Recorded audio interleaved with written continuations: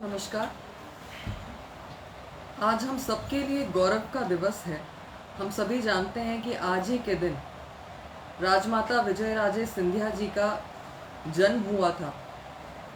और आज जिस पार्टी के हम कार्यकर्ता हैं, जो भारतीय जनता पार्टी आज विश्व की सबसे बड़ी संगठन के रूप में स्थापित हो गई है, एक ऐसा दल बन गया है जो देश में नहीं विश्व में जिसका संगठन सबसे बड़ा है, उसके संगठन को विशाल काय देने के लिए, उसके कार्यकर्ताओं को मोती में पिरो के माला बनाने के लिए कई सारे ऐसे महापुरुष हुए जिन्होंने अपने तप से, अपने बलिदान से, अपनी सूझबूझ से कार्यकर्ताओं को गढ़ने का और बढ़ाने का आगे का काम किया है। जहां एक और कुशाभाऊ ठाकरे जी की कुशल नीतियों ने संगठन की रचना बनाई, संगठन को सुदृढ़ बनाने के लिए लगातार कार्यरत रहे, वहीं उस संगठन को जन जन तक पहुंचाने के लिए राजमाता ने अथक प्रयास किया, तप किया।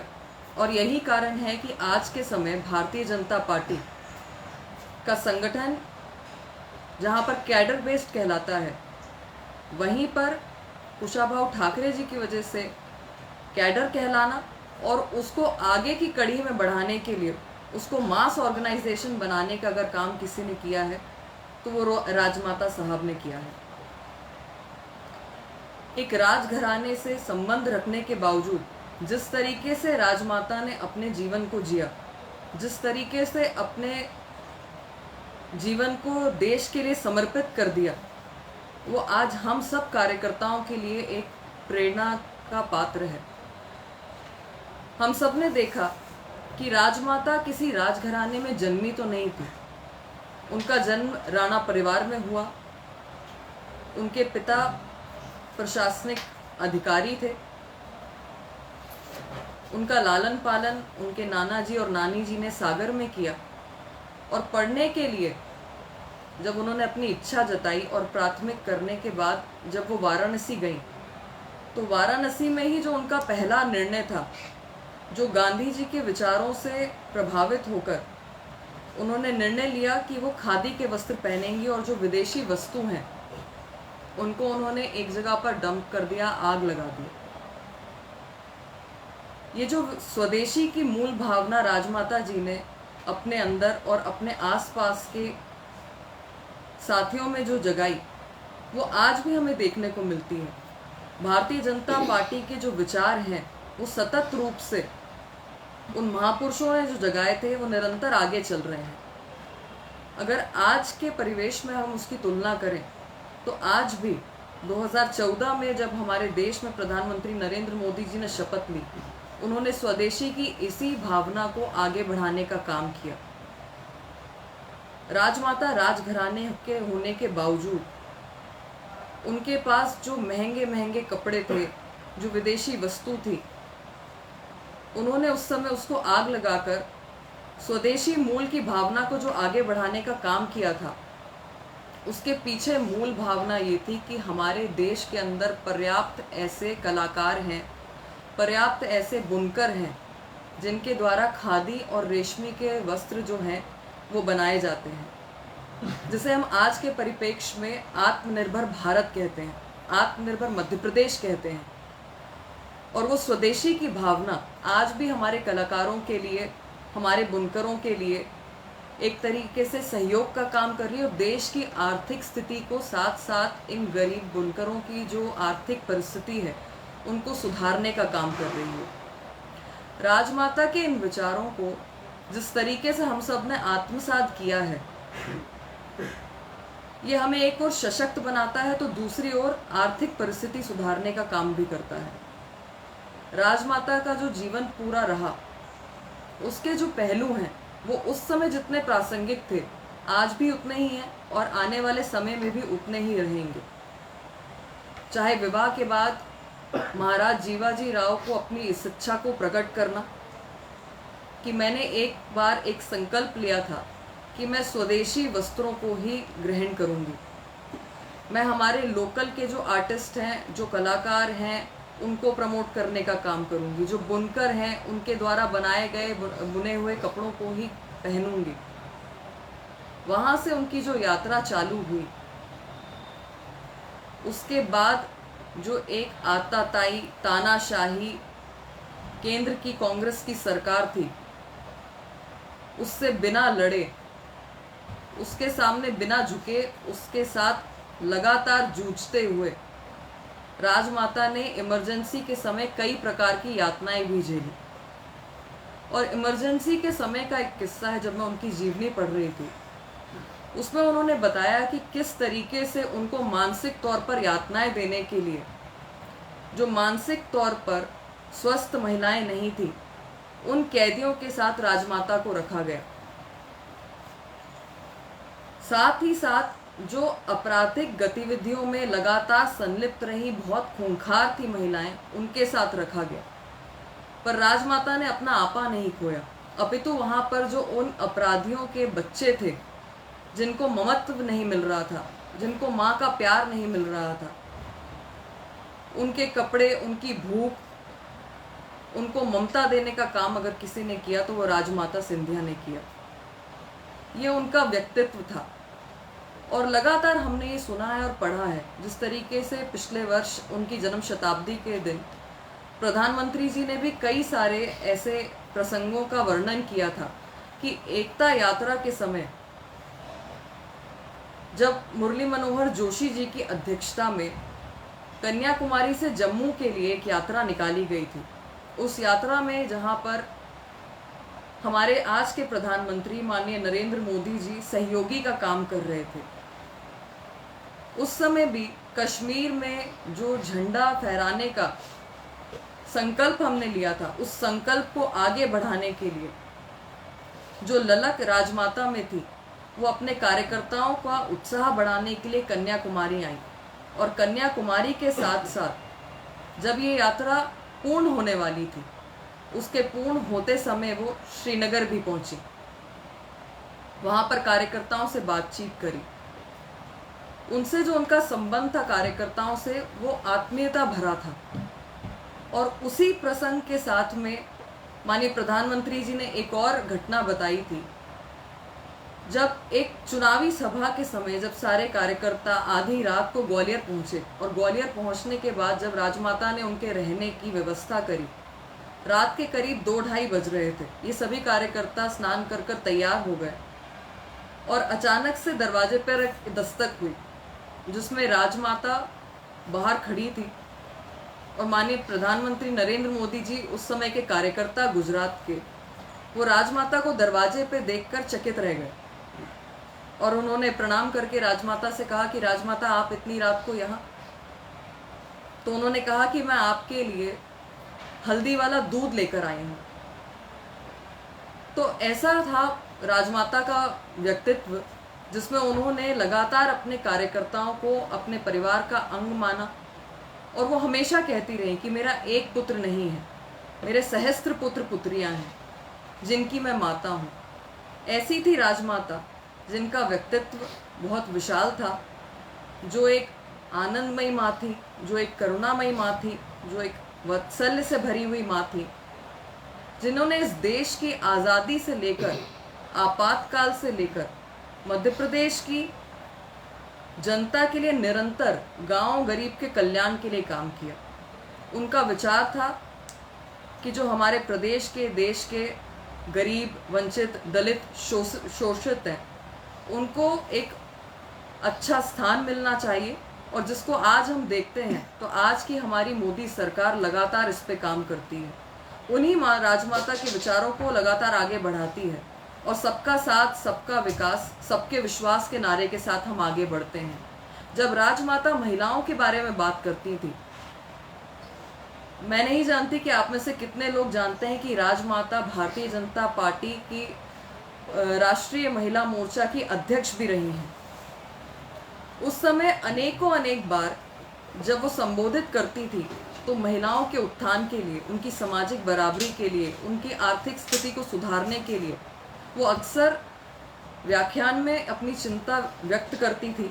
और उनका ये मानना था कि सामाजिक तौर पर जब तक धर्म की आड़ में कुरीतियों को पीछे नहीं धकेला जाएगा, तब तक महिलाओं को एक बराबरी का दर्जा नहीं मिल सकता।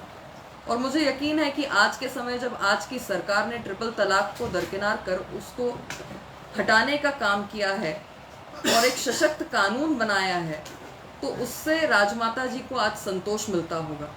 राजमाता ने अपने समय पर सती की खिलाफत की थी। राजमाता ने उसके पीछे के अर्थ बताए थे कि सती की जो प्रथा थी उसमें सिर्फ महिलाओं को दबोचने के लिए, महिलाओं को कुचलने के लिए, उनको आर्थिक तौर पर कमज़ोर बनाने के लिए, और क्योंकि उनके पति अब इस दुनिया में नहीं रहे तो उनका समाज में एक जो स्थान है आर्थिक तौर पर, कहीं वो मांग ना करने लगे, अपने आप को बराबर ना समझने लगे, उसको दबाने के लिए धर्म की आड़ में सती की कुप्रथा चलाई जाती थी, जिसकी खिलाफत राजमाता ने की। राजमाता ने कहा कि हमारी नारी अगर पालने में बच्चे को झुला सकती है तो विश्व में हर काम को संभव कर सकती है। और यही कारण है कि हमारा देश नारी तू नारायणी को अक्षरशः पालन करता है। राजमाता की जो सोच थी कि आर्थिक तौर पर महिलाएं सशक्त हों, उसके सशक्तिकरण के लिए अगर आज के तौर पे हम देखते हैं तो लगातार मुद्रा के आयोजन के तहत, चाहे स्व सहायता समूह के माध्यम से आत्मनिर्भर भारत का जो सपना है वो लगातार आर्थिक तौर पर महिलाओं को सशक्त करने की ओर आगे बढ़ रहा है। आज महिलाएं जहाँ पर फाइटर प्लेन उड़ा रही हैं, जहाँ पर युद्ध में जा रही हैं, वहीं दूसरी ओर साइंटिस्ट बन रही हैं, टीचर बन रही हैं, और समाज के एडमिनिस्ट्रेशन में भी लगातार आगे बढ़ रही हैं। जिस तरीके से विधवा विवाह के खिलाफ एक समाज पूरा खड़ा हो जाता था और फिर से उसको धर्म की आड़ पे महिलाओं को दबाने का काम किया जाता था, राजमाता ने उसकी खिलाफत की। उन्होंने कहा कि विधवाओं का पुनर्विवाह होना चाहिए। राजमाता ने लगातार मोर्चे को सशक्त करने के लिए कहा कि हम कई सारे ऑर्डिनेंस लाते हैं, हम कई बार महिलाओं की उम्र को 15 वर्ष से 18 वर्ष एलिजिबल कर देते हैं, पर मात्र उम्र की सीमा बढ़ाने से हम महिलाओं को सशक्त नहीं कर सकते। उनको सशक्त करने के लिए हमें उन्हें पढ़ाना होगा, उन्हें हमें सामाजिक तौर पर भी अपने साथ रखना होगा, उन्हें हमें राजनीतिक जीवन में भी साथ में रखना होगा। और मुझे लगता है कि उस परिकल्पना को, चाहे राज्य की शिवराज जी की सरकार हो जिन्होंने पंचायती राज में महिलाओं के लिए 50% का रिजर्वेशन दिया, चाहे नगरीय निकाय के चुनाव हो, चाहे पुलिस और वन विभाग की भर्तियां हों, उसमें महिलाओं को बराबरी का दर्जा देके सशक्त करने का काम किया है। और अम्मा के उस विचार को लगातार केंद्र की सरकार ने भी आगे बढ़ाते हुए पहली बार देश के इतिहास में ऐसा हुआ है कि 11 हमारे पास केंद्र में कैबिनेट महिला मंत्री हैं। ये आज तक के इतिहास में कभी नहीं हुआ था। भारतीय जनता पार्टी के संस्थापक सदस्यों की जो मूल भावना रही उसको भारतीय जनता पार्टी ने लगातार चरितार्थ किया है।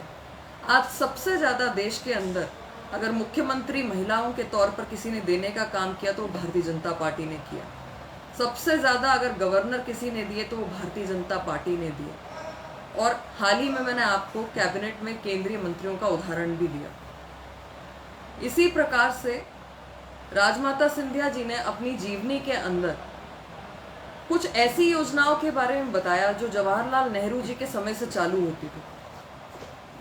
जहां पर एक योजना जवाहरलाल नेहरू जी की कैबिनेट लेकर आई जिसमें घर में घुसकर लोगों से जबरन उनका सोना इकट्ठा किया जा रहा था, जिससे कि देश की अर्थव्यवस्था और देश की स्थितियां सुधरी जा सकें।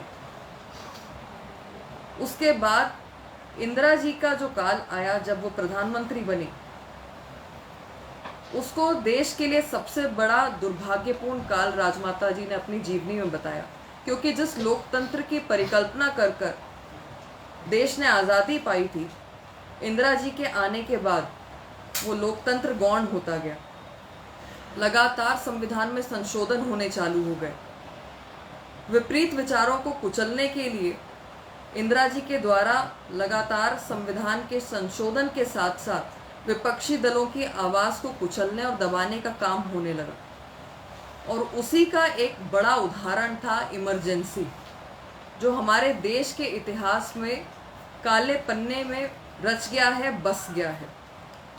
पत्रकारों की आवाज़ को कुचल दिया गया, विपक्षी दलों के नेताओं को, कार्यकर्ताओं को जेल के अंदर ठूस दिया गया और ऐसी ऐसी यातनाएं दी गई कि जिससे जो विपरीत विचारधारा रखते हैं वो किसी ना किसी तरीके से उस आताताई सरकार के नीचे झुक जाएं।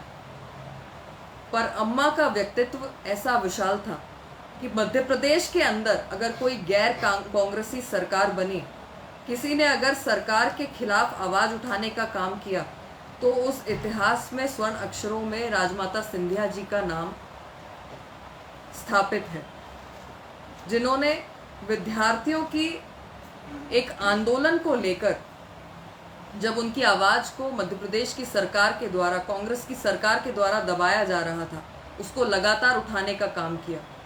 वो विद्यार्थियों के साथ खड़ी हुई, पर क्योंकि वो उस समय कांग्रेस पार्टी का एक अंग थी और कांग्रेस पार्टी का अंग होने के नाते उनके मन में एक प्रकार की पीड़ा ज़रूर थी। पर लगातार जब इस क्रम में चीज़ें आगे बढ़ती गईं और बस्तर की एक घटना घटी, जो बस्तर मूलतः आदिवासी लोगों से, आदिवासी जनसंख्या का एक छोटा सा क्षेत्र था और मध्य प्रदेश का एक हिस्सा था। उस समय वहाँ के महाराज प्रवीर चंद्र भंजदेव को जिस तरीके से गोलियों से भूंजा गया था, राजमाता सिंधिया को ये दो घटनाएं दिल के अंदर तक इस प्रकार से गहरा जख्म कर गई कि उन्होंने इस फैसला लिया कि जो ये आताताई सरकार है, इसका अब नाश करना होगा। अगर जनता के बीच में रहना है, जन सेवा करना है, तो मुखर होकर सामने आना पड़ेगा। राजमाता का व्यक्तित्व ऐसा था कि उनके लिए सबसे पहले राष्ट्रभूमि भारत माता थी। उनका आध्यात्म में जो रुचि थी, उस आध्यात्म में रुचि के दौरान भी जब वो पूजा करती थी, तो जहाँ पर सामने भगवान कृष्ण होते थे, तो साथ में भारत माता की तस्वीर होती थी। ना दिन देखती थी, ना रात देखती थी। जहाँ चुनाव प्रचार के लिए उन्हें भेजा जाता था, वहाँ वो पहुँच जाती थी। और एक बार इसी क्रम में जब वो मथुरा पहुँची, और मथुरा पहुँचने के बाद स्वाभाविक था कि वो बांके बिहारी के दर्शन करने भी जाती। और बांके बिहारी के जब वो दर्शन करने गई, तो उन्होंने वहाँ पर प्रार्थना में कहा, हे कृष्ण ऐसी बांसुरी बजाओ, हे कृष्ण ऐसी बांसुरी बजाओ कि जन जन की चेतना जाग जाए, जन जन अपने राष्ट्र के कर्तव्यों के लिए जाग जाए। और यही काम राजमाता ने अपने पूरे जीवन काल में किया।